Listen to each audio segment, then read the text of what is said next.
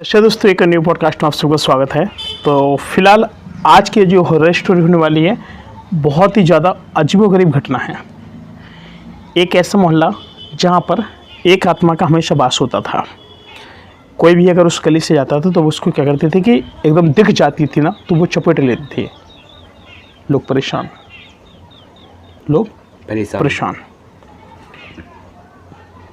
कुछ समय पहले वहाँ पर पास में नल लगा हुआ था, तो लोग वहाँ पर नहाने जाया करते थे। छोटे छोटे लोग, बच्चे नहाते थे, सब लोग नहाया करते थे।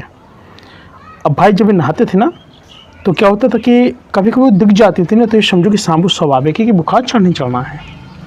और ये जो ब्लैक दरवाज़ा था, जो सामने दरवाज़ा लगा था, छोटा सा ताला लटका हुआ था, वो काफ़ी लॉन्ग टाइम से लगा हुआ था। और लोगों ने कहा कि बल्कि या तो इस मकान को ऐसा बेच दिया जाए, या तो कोई रहने लगे, नहीं तो खंडर हो जाएगा। और लगभग 10 से 12 साल से उसमें कोई नहीं रह रहा था। खंडर मकान था, अच्छा मकान था, ऐसी बात नहीं है, खपरेल था, लेकिन सब खपरेल सड़ गड़ के टूट गए थे, उसके अंदर जा चुके थे, मिट्टी थी वो पूरी घुल चुकी थी और दरवाजे भी लटक चुके थे।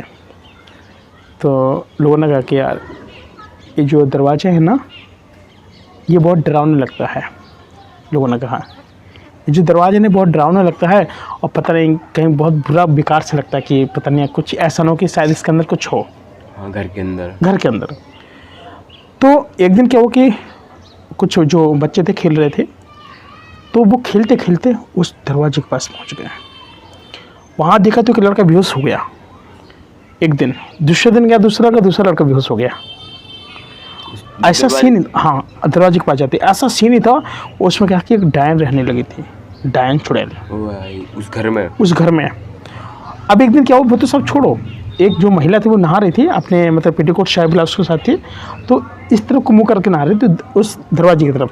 जो खिड़की लगी थी उसको लगा शायद खिड़की से कोई बुला रहा है हाथ से, और कोई औरत अंदर है। ये दौड़ लगा के भागते अंदर घुस जाती, बोलते कि कोई है उस मकान में, है कोई बुला रहा है। भाई साहब, इतना खतरनाक सीन, सलूक से हम जाते हैं। अभी तो वो घर के अंदर से बुला रही थी, जब रात में सोते तो उन्हीं की खिड़की से बुलाते हैं, बाहर से मतलब। हाँ, वो जो खिड़की लगी रहती है अंदर के अंदर, खिड़की के अंदर। अब वहाँ से बुला रही है, आवाज़ कर रही है, आ जाओ कुछ बात करनी है तुमसे। ऐसे क्या कि भाई अंदर थी, तो इसने अपनी सासू माँ को कहा, और उनके जो हस्बैंड थे वो मिलिट्री पर्सन थे, तो वो तो बाहर ही थे ड्यूटी पर। तो उसने कहा कि माँ जी देखो ये बुला रही है। उनका कौन है? देखो कितनी बड़ी चुड़ैल है, कैसे दांत दिखा रही है हमको। तो उन्होंने कहा कोई नहीं है, लेट जाओ। तो उन्होंने कहा कि लेट जाओ, डरो मत। तो भाई ये सारी चीज़ें सामने से आने लगी, तो सास से कहा कि ये मुझे बुला रही है। तो उन्होंने कहा परेशान मत हो, मैं कुछ क्या दे रही हूँ। वो जानकार थी सास उसके पाठ के मामले में। उसने कहा बेटा पानी कहाँ रखा गंगा जल, उसका ये रखा है। उस जो बूढ़ी औरत थी उसने भाई से रात में सुंदरकांड कर दिया। रात में वो पूजा पाठ वाली थी वैसे भी, और रटी थी उसको सुंदरकांड, पूरी रामायण वाण सब रट रहती थी।